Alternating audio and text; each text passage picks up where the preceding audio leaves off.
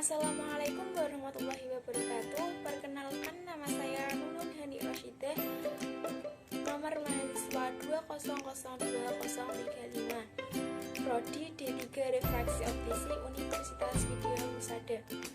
Dalam video kali ini saya akan mempresentasikan tugas Bahasa Indonesia yang bertema Bahasa Ilmu Pengetahuan Teknologi dan Seni dengan kasus peran bahasa dalam ilmu pengetahuan dan teknologi, yaitu kurangnya wawasan pembelajaran terutama bahasa Indonesia dengan media modern.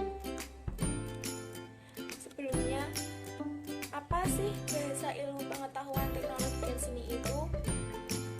Ya, di sini saya akan membahas tentang bagaimana bahasa Indonesia sebagai bahasa ilmu pengetahuan teknologi dan bagaimana bahasa Indonesia sebagai seni. Bahasa merupakan alat komunikasi antara yang satu dengan yang lain. Dengan bahasa, semua hal dapat dimengerti maksud dan tujuan tertentu. Perkembangan ilmu pengetahuan dan teknologi sangat pesat, terutama dalam bidang informasi begitu cepat, sehingga informasi yang terjadi di dunia dapat kita ketahui dengan segera, yang mengakibatkan batas negara dan waktu sudah tidak ada perbedaan lagi. Akibat dari perkembangan iptek itu timbullah suatu masa atau era yang disebut dengan era globalisasi. Memasuki era globalisasi ini diperlukan sumber daya manusia yang handal dan mampu berkompetisi secara global, sehingga diperlukan sumber daya manusia yang kreatif, berpikir sistematis, dan logis. Untuk memperoleh sifat yang demikian, perlu diberikan pendidikan yang berkualitas dengan bermacam-macam mata pelajaran. Salah satu mata pelajaran yang merefleksikan sifat di atas adalah mata pelajaran Bahasa Indonesia. Karena Bahasa Indonesia merupakan ilmu yang mempelajari cara berkomunikasi dengan bahasa Indonesia yang baik dan benar. Selanjutnya, Bahasa Indonesia sebagai bahasa ilmu pengetahuan dan teknologi. Ilmu dan bahasa merupakan dua hal yang tidak terpisahkan. Bahasa berperan penting dalam upaya pengembangan dan penyebarluasan ilmu.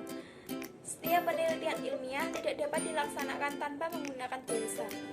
Dengan bahasa sebagai ilmu pengetahuan yang diciptakan atau ditemukan manusia dapat disebarluaskan kepada orang lain, ke daerah lain untuk kepentingan kesejahteraan manusia secara umum. Kehidupan pun semakin baik berkat penemuan-penemuan baru para ilmuwan. Kemudian, bahasa Indonesia sebagai seni. Bahasa, seni, dan religi adalah tiga hal yang tidak terpisahkan. Dalam bahasa ada kesenian dan religi. Sebaliknya, dalam seni dan agama terdapat bahasa. Ketiganya merupakan unsur kebudayaan yang universal. Bahasa menempati urutan pertama, religi urutan ke-6, dan kesenian urutan ke-7. Bahasa ditempatkan pada urutan pertama karena manusia sebagai makhluk biologis harus berinteraksi dan berkomunikasi dalam kelompok sosial. Berdasarkan urutan di atas, hubungan bahasa, seni, dan agama atau kebudayaan adalah kesenian yang menyempurnakan dan menyemarakkan sistem agama dengan menggunakan media bahasa. Bahasa, seni, dan agama merupakan unsur-unsur universal. Bahasa adalah induk dari segala kebudayaan. Atas dasar tersebut, hubungan bahasa, seni, dan agama juga diperoleh dengan memahami hubungan bahasa dan kebudayaan.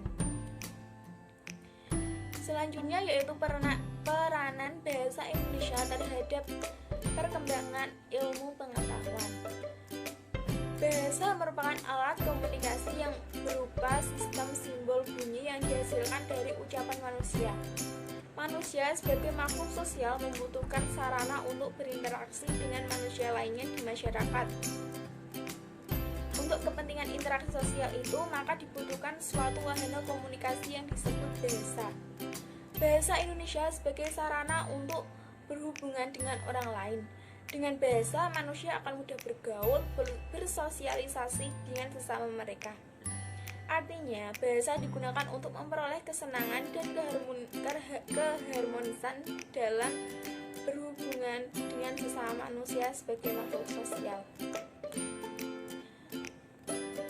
studi kasus peran bahasa Indonesia dalam iptek. Tenaga pendidik di SDN tersebut tergolong banyak yang sudah tua, sehingga dalam melaksanakan pembelajaran kurang kreatif. Hal tersebut dikarenakan keterbatasan media maupun kurang pembaruan strategi pembelajaran. Selain itu, keadaan perekonomian orang tua murid atau wali murid adalah golongan menengah ke bawah. Kebanyakan wali murid bermata pencaharian sebagai petani atau buruh tani, dan sebagian kecil sebagai PNS. Hal tersebut terjadi karena di desa tersebut termasuk daerah agraris. Selain itu, daerahnya terdapat di pegunungan. Namun, desa tersebut termasuk daerah tak ada hujan. Dalam melaksanakan pembelajaran, ada beberapa kendala atau kesulitan yang dialami. Adapun kesulitan tersebut antara lain: 1. Siswa kurang memperhatikan pelajaran. 2. Siswa kurang aktif dalam mengikuti pelajaran. 3. Siswa merasa jenuh dengan pelajaran bahasa Indonesia. 4. Strategi guru dalam menyampaikan pelajaran kurang variatif. 5. Hal-hal tersebut dipandang sebagai penyebab rendahnya hasil belajar. Untuk mengatasi kesulitan tersebut bisa menggunakan berbagai strategi. Salah satunya dengan strategi pembelajaran aktif learning with note taking. Pembelajaran aktif learning with note taking adalah strategi pembelajaran yang menggunakan panduan atau bantuan dalam membuat catatan. Dengan dilaksanakannya pembelajaran dan strategi with note taking, minat siswa kelas 4 dalam belajar bahasa Indonesia menjadi meningkat, sehingga berdampak pada peningkatan hasil belajar, sehingga murid-murid juga bisa menyukai bahasa Indonesia. Strategi pembelajaran with note taking dapat meningkatkan minat belajar siswa, maka diterima. Kesimpulan: berdasarkan bacaan di atas dapat ditunjukkan bahwa minat belajar sangat berpengaruh terhadap hasil belajar siswa. Minat belajar siswa yang tinggi dapat memacu meningkatkan hasil belajar yang tinggi pula. Minat belajar yang tinggi pada diri siswa, maka siswa akan belajar dalam suasana belajar sehingga suasana kelas menjadi kondusif dan pembelajaran yang efektif dan bermakna pun dapat terwujud. Begitu juga di sekolah tersebut, dengan dilaksanakan pembelajaran dengan strategi with note taking, minat siswa kelas 4 dalam belajar bahasa Indonesia menjadi meningkat sehingga berdampak pada peningkatan hasil belajar, dan murid-murid juga senantiasa menyukai bahasa Indonesia. Strategi pembelajaran with note taking dapat meningkatkan minat belajar siswa, maka diterima. Saran: berdasarkan hasil analisis tersebut, penulis mengajukan saran yaitu dengan pengaruh iptek saat ini diharapkan guru dapat memberikan pembelajaran yang variatif terhadap murid-murid, yaitu dengan menggunakan media teknologi yang canggih. Sekian video saya kali ini. Apabila ada salah kata, mohon dimaafkan. Wassalamualaikum warahmatullahi wabarakatuh.